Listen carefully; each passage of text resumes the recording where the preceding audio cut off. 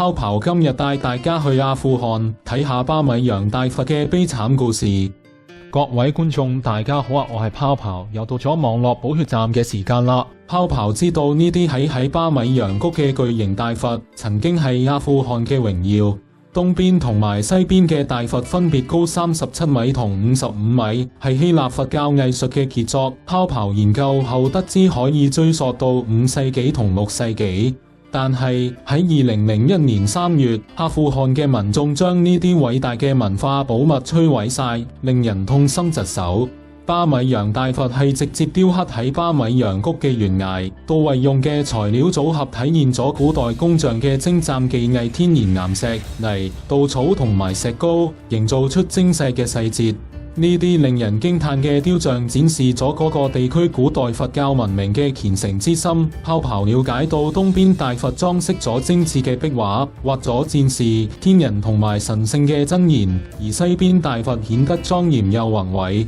世界各地嘅遊客都會嚟欣賞呢啲奇景，但可悲嘅係佢哋嘅美麗無法長存。巴米揚大佛最終被炸成瓦礫，呢個損失係無法估量嘅，只會留下得返回憶同照片先可以填補嘅空洞。自從被摧毀之後，已經有人努力去保存巴米揚大佛嘅記憶。泡刨了解到其中一個方法係用投影技術，喺大佛曾經日落嘅峽谷上重建呢啲巨像嘅宏偉。喺用咗先進電腦建模同埋高解像度圖像之後，一班專家能夠以虛擬嘅形式復活巴米揚大佛。呢個非凡嘅展示象徵住希望同埋堅強，提醒我哋阿富汗人民不屈不撓嘅精神。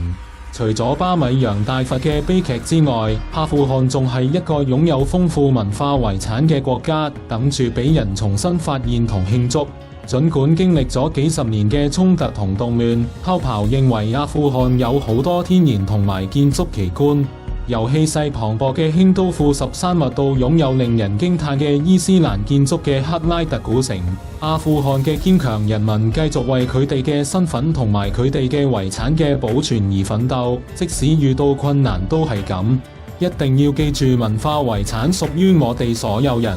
佢係幾代人之間嘅橋樑，培養咗團結同埋理解嘅意識。我哋要保存同展示豐富嘅文化遺產，俾後代欣賞同珍視。今集就講到呢一度，下一集會繼續帶俾大家更多精彩嘅內容，希望大家可以訂閱我嘅頻道同俾個 like 啦。